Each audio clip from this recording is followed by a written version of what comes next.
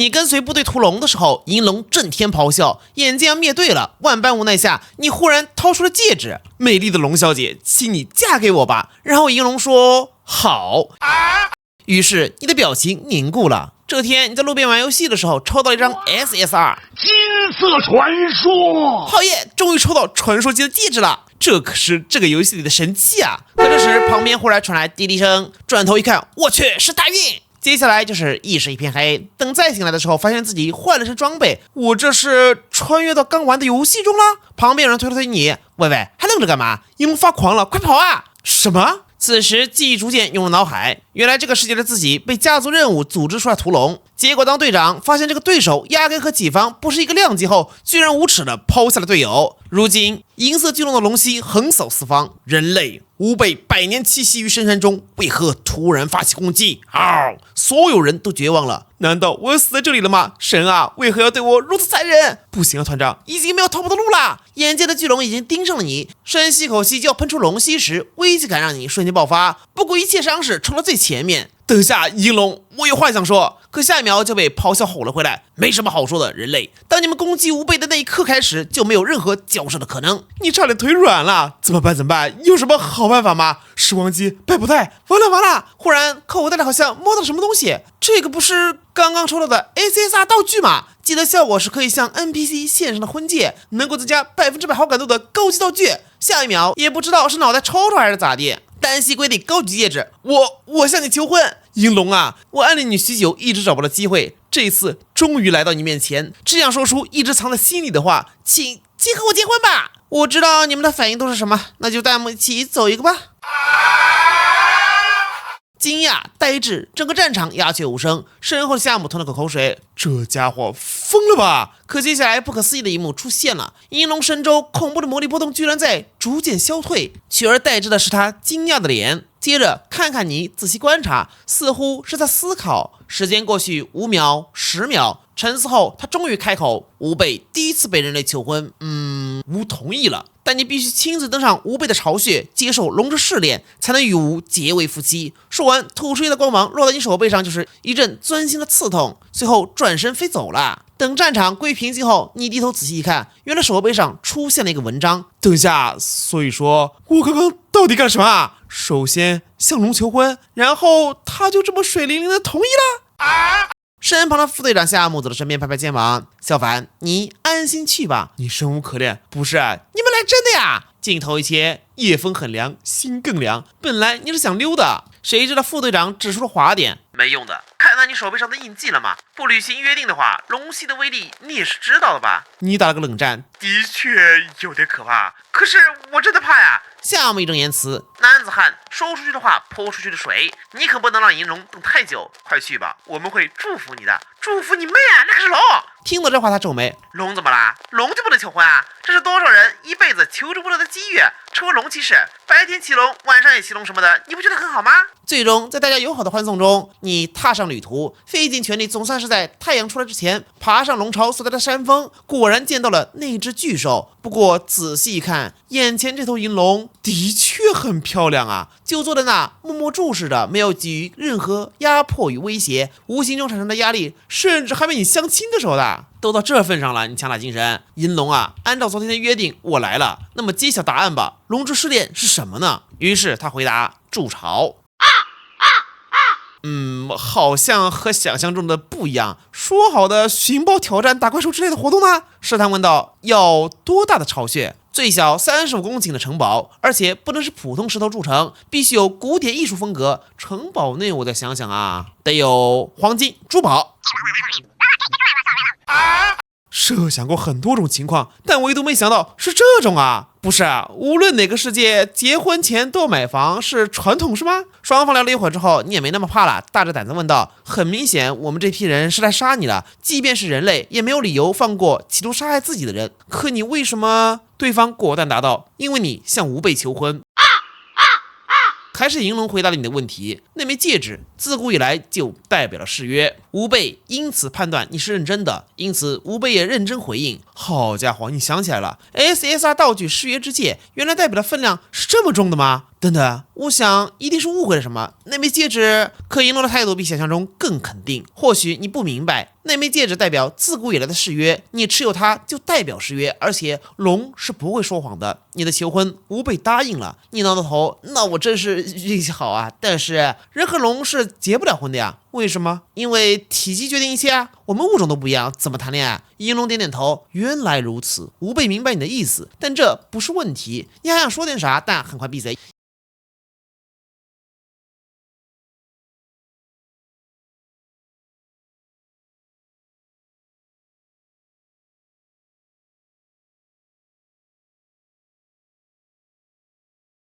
庞大的身躯凭空消失，取而代之的是一名少女。她开口：“你无法变成龙，但吾辈可以变成人类的样子。”你惊了呀？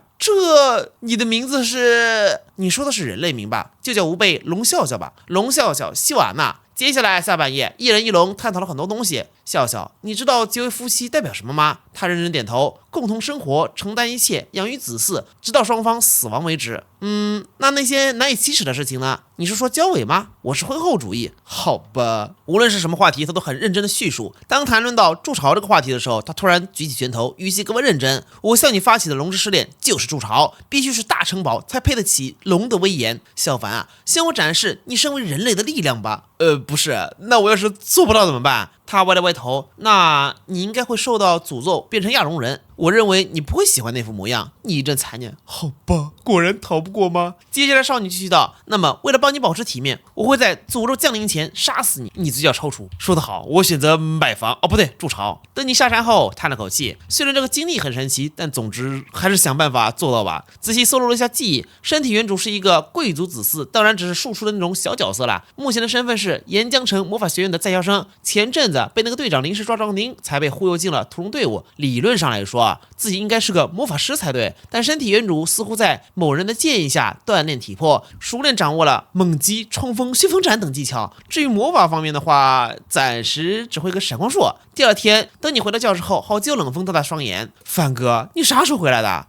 最近完全没注意到哎，前阵子你请了长假，我还以为你回老家结婚了。没错，的确是结婚，但不是回老家，我还得买婚房。叹口气的时间，突然老师宣布，接下来有请我们的新转校生自我介绍。你抬头，结果就看到了那抹银色秀发。那少女淡淡道：“我的名字是龙笑笑希瓦娜。”听到这话，你撑着脑袋的手突然一软，下巴磕在桌子上。什么情况？等你回过神来的时候，只听班主任道：“今天课程开始，那么笑笑同学随便找一个位置坐下吧。”然后就见少女环顾四周一圈，然后径直走来。坐下来的一瞬间打了个冷战。这是来催债啦？小声询问：“你怎么会来这里？”对方理所当然：“看你有没有认真履行职责呀。”结论是没有。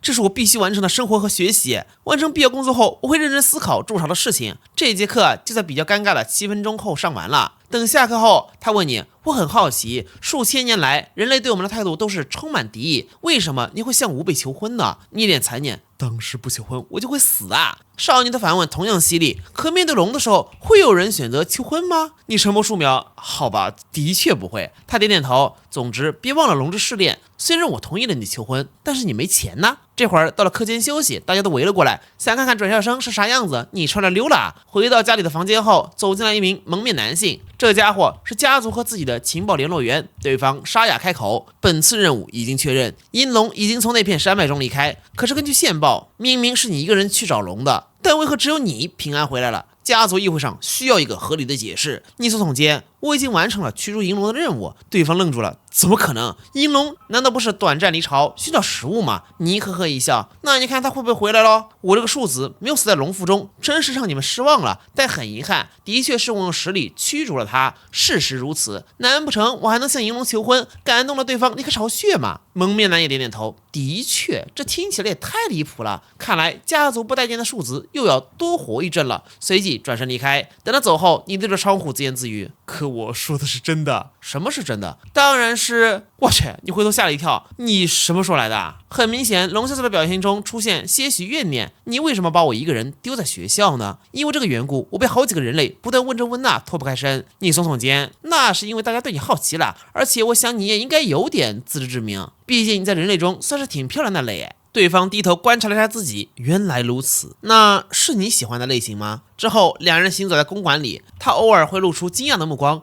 这里就是消凡你的巢穴嘛？你摇摇头，人类可不会称呼自己的家为巢穴，这里是赫尔曼家族的公馆，暂时让我居住的地方。龙女忍不住摸着浮夸的家居表面，这精致的工艺，消凡，你竟然住在这么好的地方，比我的巢穴要好。当然了，这还远远达不到龙之试炼的要求，但作为第一步，还勉强算你合格吧。给你的诅咒延期。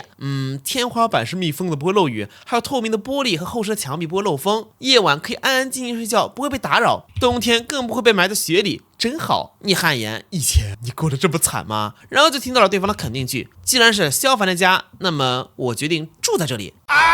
不是，哥们儿。这天晚上就这么无奈的过了，时间很快过去。第二天一早的时候，是他踩中你的胸口，笑笑，你做什么？对方打开窗帘，天都亮了，你还在睡觉，难道不觉得羞耻吗？你叹气，昨天也是这样，大晚上的，龙笑笑硬是跟你挤在一张床上，重点是你力气没人大呀，所以被抢走了2/3的地盘。后半夜在床的边缘睡了1个小时后，成功跌下了床，然后第二天被一脚踩醒，打了个哈欠。我是人类，睡眠对我很重要。等等，你停下，你脱衣服干嘛？原来是对方一边解开睡扣子，一边走向窗户边上。如果没看错的话，他一会儿打算脱完后翻出去。结果龙女歪了歪脑袋，有点不明就里。在说什么？我只是怕衣服坏掉而已。坏掉？你是指？他点点头，在这个舒爽的早晨出去散散步呀。如果我变回龙形态的话，衣服会立刻撑破的吧？这下你彻底吓醒了。散步可千万别！还有，快把衣服穿好，在人类的地盘必须好好穿衣服。好家伙，要真让它变出来了，明天就上新闻了。他一会儿歪歪头，好麻烦。我是龙，就算变成人的形态，皮肤和鳞片不就是一个概念吗？人类的衣服对我来说，只是可有可无的装饰而已。你连忙摆手 ，wait， 衣服可不是装饰品那么简单。况且赤身裸体的，你难道不觉得羞耻吗？尤其是在我面前。显然，龙女并没有这样的自觉。羞耻？我不是很明白人类的感受。衣服是必须的吗？这个季节温度恒定，人类不穿衣服也不会冻死。所以我好奇，人类为什么这么热衷把自己裹在毫无意义的布料里？衣服一定是必须的吗？不穿会影响生存吗？听到这儿，你一阵头疼，只好把外套递了过去，然后盯着他眼巴巴看着，也不回答。小龙疑惑了，接过衣服也低头看了看自己，你在看什么？你耸耸肩，福利啊，就像是回收固定 CG 一样。既然你不在意，那就让我好好看看呗。渐渐的，他被目光刺得有点不自在，默默把衣服抱在了怀里。是有什么非盯不可的理由吗？还是我暴露出龙的特征了？那个，非得像这样在我身上来回扫视吗？为什么视线经常停留在我胸前？等等，请你不要再这么盯着看了。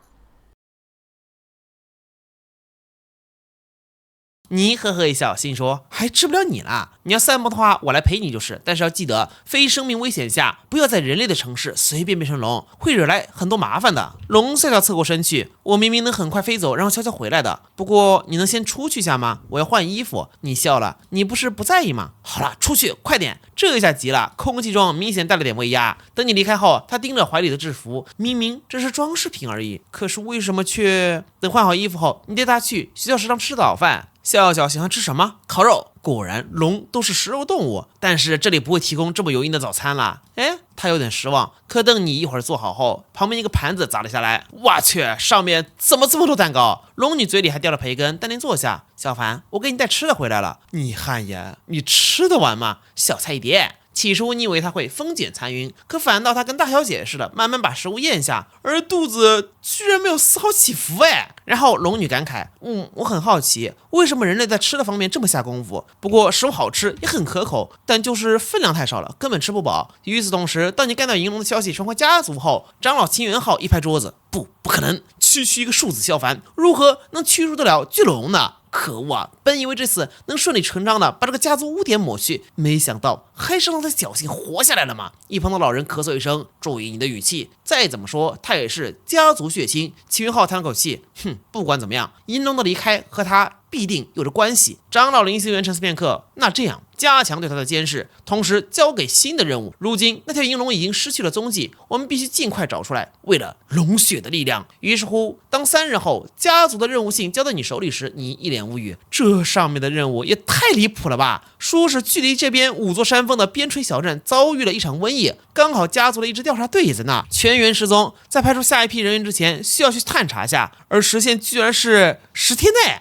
开玩笑的吧？没飞机没跑车让我这么远跑过去，这要是失败了，家族里的人就有借口了。可联络员的语气十分强硬，既然连龙都能驱逐，那这种小事应该也不在话下吧？萧凡少爷，好吧，回旋镖总归飞到了自己头上。等到晚上时，你正头疼，龙女抱着一堆食物走了进来。萧凡，我到处都找不到你，担心你没吃饱，所以带了这些过来。这时你忽然脑中灵光一闪，这个时代虽然没有飞机，但是有龙啊！脱口而出，我可以骑你吗？2秒的短暂沉默后，善解人意的龙笑笑点了点头，当然可以啊，你是我的誓约者，帮助你是理所当然。可是你有钱吗？你呆了，不是说好的理所当然呢？怎么还要钱？谁知龙女更加疑惑，我帮了你，你给我钱，不就是理所当然的吗？商铺购物或者交换物品，我观察到的人类都是这样的呀。不过你们学校的餐厅真是善解人意啊，不论我拿多少吃的，他们都不会拒绝，在别的地方都不行，因为你的花销都记在我的账上喂。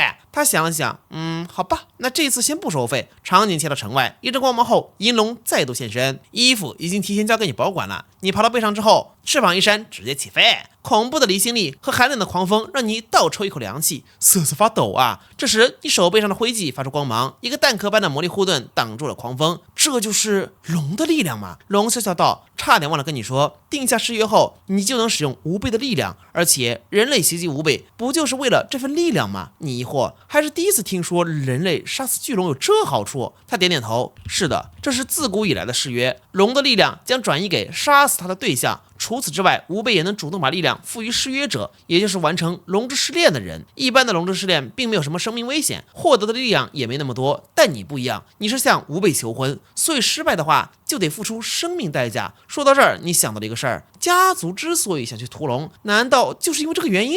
那之后龙笑笑恐怕还会有危险啊，得好好隐藏他的踪迹才行。这时银龙忽然问道，我很好奇，以人类的审美观会喜欢龙吗？你想了想，这个应该没有的吗？不过可能我是个例外，但联想到他之前说的龙之试炼的区别，那个能不能给我换个简单点的试炼啊？例如冒险寻宝什么的。话音刚落，龙笑笑那边陷入一阵沉默，然后突然爆发，不行，吾辈已经同意了，不可以更改，这么不负责任的想法，吾辈会生气的。不应该说已经生气了。哎，别甩！哎呀，我知道了，我不会换誓约的，我会努力筑巢，没大 house 的。